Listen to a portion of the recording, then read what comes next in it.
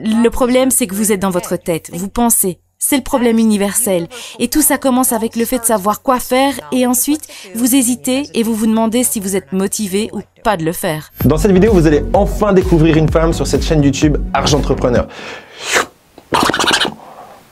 Dans cette vidéo, nous allons enfin découvrir les conseils d'une femme suite à vos demandes sur cette chaîne YouTube. Et c'est Mel Robbins. Elle va vous expliquer comment changer votre vie à coup de 5 secondes. Et à la fin de la vidéo, je répondrai à Sam Randouf qui m'a posé une question sur Messenger. Je pense que la motivation, c'est merdique. Parce qu'à un moment ou à un autre, on a tous cru à ce mensonge. Vous devez vous sentir prêt pour changer. On a cru à ce mensonge qu'à un certain moment, vous trouverez le courage. Qu'à un certain moment, vous aurez cette confiance. Mais c'est totalement de la grosse foutaise. C'est juste des conneries. Et il y a tellement de personnes dans le monde, et vous êtes peut-être en train de regarder ça maintenant, et vous avez ces idées incroyables, et vous pensez que ce qui vous manque, c'est la motivation. Mais ce n'est pas vrai.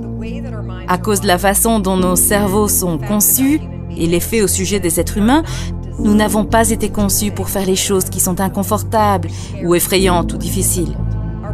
Nos cerveaux sont conçus de sorte à nous protéger contre ces choses, parce que nos cerveaux essaient de nous maintenir en vie. Et afin de changer, afin de créer un business, afin d'être les meilleurs parents, les meilleurs conjoints, pour faire toutes ces choses que vous savez que vous pouvez faire. Dans votre vie, dans votre travail, avec vos rêves, vous allez devoir faire des choses qui sont difficiles, incertaines et effrayantes, et qui donc créent ce problème pour chacun d'entre nous. Vous ne vous sentirez pas de le faire. La motivation, c'est merdique. Vous vous sentez seulement motivé de faire les choses qui sont faciles, n'est-ce pas? J'ai énormément étudié cela parce que pour moi, l'une des choses les plus difficiles à comprendre a été « Mais pourquoi est-ce que c'est si difficile de faire ces petites choses qui pourraient améliorer ma vie ?» Et ce que j'ai fini par réaliser, et on en parlera beaucoup aujourd'hui, c'est que la façon dont nos cerveaux sont conçus pour vous arrêter à tout prix de faire quoi que ce soit qui pourrait vous blesser. Et la façon dont tout ça arrive d'une façon très subtile qui nous échappe à tous. Et c'est à travers une habitude que nous avons tous et dont personne ne parle. Nous avons tous l'habitude d'hésiter. Vous êtes assis à cette réunion, vous avez cette idée incroyable et au lieu de juste la partager, vous vous arrêtez et vous hésitez. Et ce qu'aucun de nous réalise, c'est que lorsque vous hésitez, ce micro-moment, cette petite hésitation, envoie un signal de stress à votre cerveau. Ça réveille votre cerveau et puis d'un coup, il se dit « Attendez une minute, pourquoi est-ce qu'il est en train d'hésiter ?» Il n'a pas hésité quand il a mis ses baskets avec ses petites pointes, il n'a pas hésité avec ce super pantalon, il n'a pas hésité avec ce t-shirt NASA. Et maintenant, il hésite à parler. Quelque chose se passe. Donc ensuite, votre cerveau se met au travail pour vous protéger. Il a 1 million de façons différentes de vous protéger. L'une d'entre elles s'appelle l'effet projecteur. C'est un phénomène connu où votre cerveau amplifie le risque. Pourquoi? Pour vous tirer loin de quelque chose qui est perçu comme un problème. Et donc, vous pouvez vraiment retracer chacun des problèmes et plaintes de votre vie au silence et à l'hésitation. Ce sont des décisions, et ce que je fais actuellement, et ce qui a changé ma vie, c'est me réveiller et réaliser que la motivation, c'est de la merde. Et je ne serai jamais motivée à faire des choses qui sont dures ou difficiles ou incertaines ou effrayantes ou nouvelles. Donc, je dois arrêter d'attendre de me sentir motivée à le faire. Et numéro 2, je suis à une décision près d'un mariage totalement différent, d'une vie totalement différente, un salaire ou un job totalement différent, une relation avec mes enfants totalement différente. Vous pouvez apprendre à prendre contrôle sur ce micro-moment et prendre la décision d'agir d'une façon qui améliorera votre mariage. Votre vie est réduite à vos décisions. Et si vous changez vos décisions, vous changerez absolument tout. Faire les mêmes choses en espérant des résultats différents est la définition de la folie. Du coup, je vous le demande, est-ce que vous êtes fou ou folle? Si la réponse est non, mais que vous savez simplement pas quoi faire de différent pour avoir la vie différente que vous voulez, déjà, Mel Robbins va vous donner la stratégie pour agir sur vos intuitions dans la suite de la vidéo. Mais si vous n'avez pas d'intuition et que vous ne savez pas comment changer votre vie, comment changer vos actions actuellement pour avoir les résultats que vous souhaitez, essayez cette chose.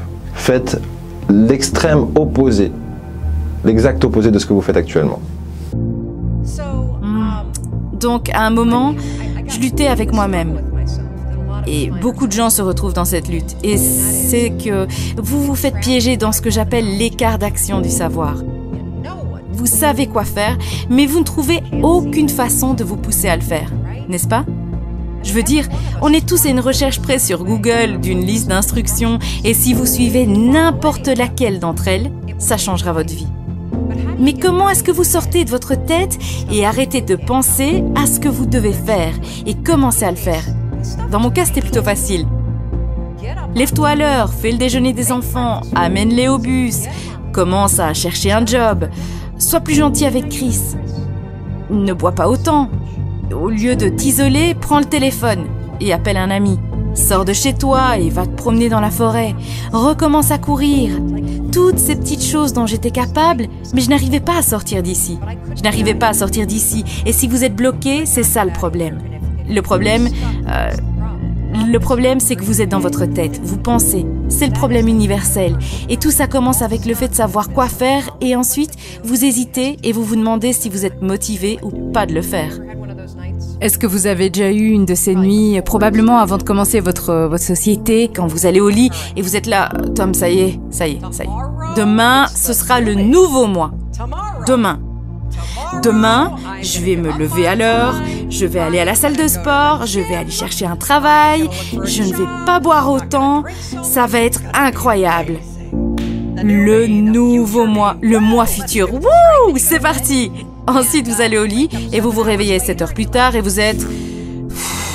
Je me sens pas comme le nouveau moi. Vous êtes là, c'est l'idée la plus débile. Vous voyez, la motivation, c'est de la merde. Il n'y en a jamais quand vous en avez besoin.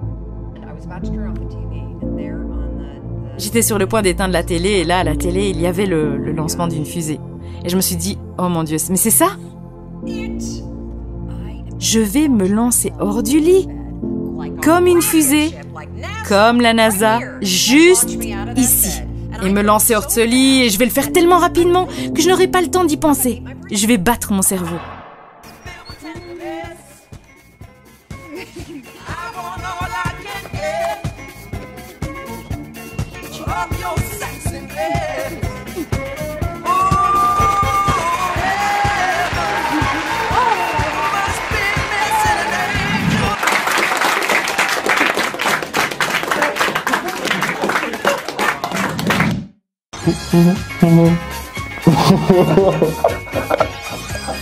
Si seulement tous les matins étaient comme ça. Ce que j'aimerais dire, c'est que c'est assez compliqué malgré tout de comprendre ce concept de battre votre cerveau avec votre cerveau. Et du coup, j'aime bien l'image suivante. C'est d'imaginer que votre cerveau, votre tête, c'est un village. Et dans ce village, il y a plusieurs versions de vous-même. Il y a la version fâchée, il y a la version colérique, triste, motivée, pleine d'énergie. Il y a toutes ces versions de vous-même dans ce village. Et du coup, ce que j'aime faire, c'est désigner une personne du village. Par exemple, en ce qui me concerne moi, un état dans lequel je suis, où j'aime bien la version de moi-même que je suis. Donc imaginons que je suis plein d'énergie, motivé. Et ce Sonny-là va créer la direction pour tout le village. Et du coup, dès le moment où il aura défini quelque chose, que je sois démotivé par la suite ou peu importe, tous ces autres personnages moins motivés du village vont devoir suivre la direction qui a été établie par la meilleure version de moi-même. Maintenant, voici un point très intéressant. Je parle beaucoup de votre instinct et de votre sagesse intérieure et nous pouvons peut-être en parler un peu plus tard, bien sûr, mais beaucoup de gens parlent du fait d'avoir cet instinct. Mais toutes ces recherches que j'ai fait pour le livre et tous les séminaires que je fais, ce que j'ai découvert et qui est fascinant, c'est qu'en fait, lorsque vous vous fixez des objectifs, quand vous avez votre intention sur quelque chose que vous voulez changer de vous dans votre vie, votre cerveau vous aide. Ce qui se passe, c'est qu'il ouvre une checklist et ensuite, votre cerveau se met au travail pour essayer de vous rappeler de cette intention que vous avez eue. Et c'est vraiment important de développer la compétence, et j'ai choisi ce mot exprès, la compétence de savoir entendre cette voix intérieure et cette intention arriver, et s'y mettre rapidement. Donc pour moi, mon cerveau me dit ça, c'est ça, juste ici, vas-y aussi vite qu'une fusée, Mel. Je voulais changer ma vie. Et je pense que la plupart des gens qui sont misérables ou qui veulent désespérément devenir géniaux et avoir plus, nous voulons changer. Nous voulons avoir une meilleure vie, nous voulons créer plus pour notre famille, nous voulons être plus heureux. Le désir, il est là. Mais encore, il faut savoir comment aller du savoir à l'action. Donc la première chose dans cette histoire qui est vraiment importante, c'était de réaliser que la réponse était en moi. Et mon cerveau me disait d'être attentif. Le matin qui a suivi, mon réveil sonne, j'ai prétendu que la NASA était là. C'est l'histoire la plus stupide, mais j'ai littéralement compté. 5, 4, 3, 2, 1, j'ai compté haute voix et après je me suis levée. Et je n'oublierai jamais être là, debout dans ma chambre à coucher. Il faisait froid, il faisait sombre, c'était un hiver à Boston. Et pour la première fois, en 3 mois, j'avais battu mon habitude d'appuyer sur le bouton snooze. Je n'arrivais pas à croire que j'étais là, mais attends une minute. Compter à l'envers, c'est la chose la plus stupide que j'ai entendue de ma vie. Le matin suivant, j'ai essayé, ça a fonctionné. Le matin suivant, j'ai essayé, ça a fonctionné. Le matin suivant, j'ai essayé, ça a fonctionné. Et ensuite, j'ai commencé à remarquer quelque chose de très intéressant. Il y avait des moments comme ça toute la journée. Toute la journée. Exactement comme ce moment de 5 secondes dans mon lit, où je savais ce que je devais faire et que si je ne commençais pas dans les 5 secondes, mon cerveau allait intervenir et me dissuader de le faire.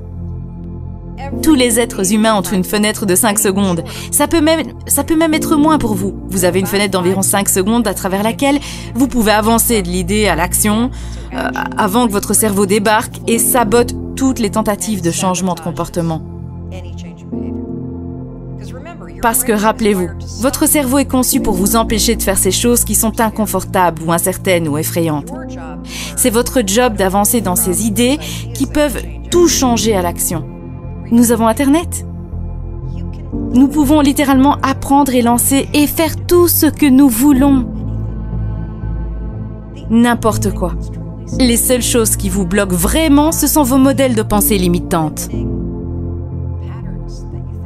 Le doute de soi, la peur, les habitudes que vous avez, et vous pouvez vraiment les détruire à coup de 5 secondes. L'une des meilleures méthodes pour passer au-delà de nos angoisses, de nos peurs et des pensées limitantes qu'on pourrait avoir, c'est l'éducation. Bien sûr que cette méthode des 5 secondes va vous aider à être plus spontané et passer à l'action.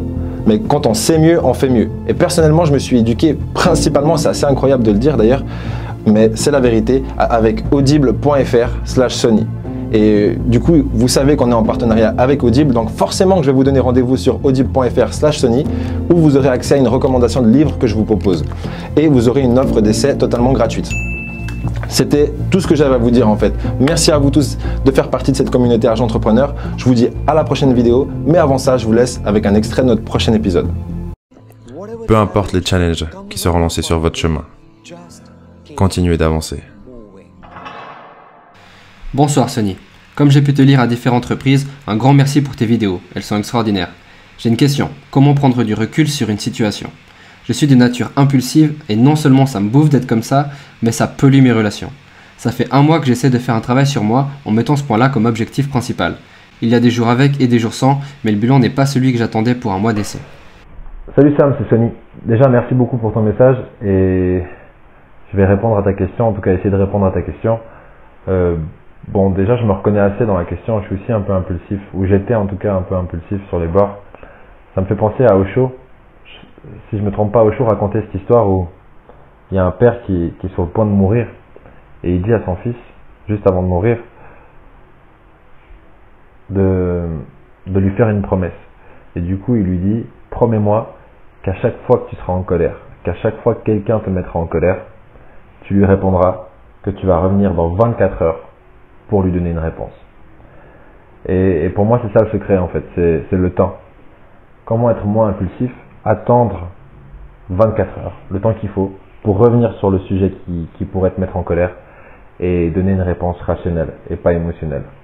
Voilà, j'espère que ça t'aidera. Bonne soirée à toi.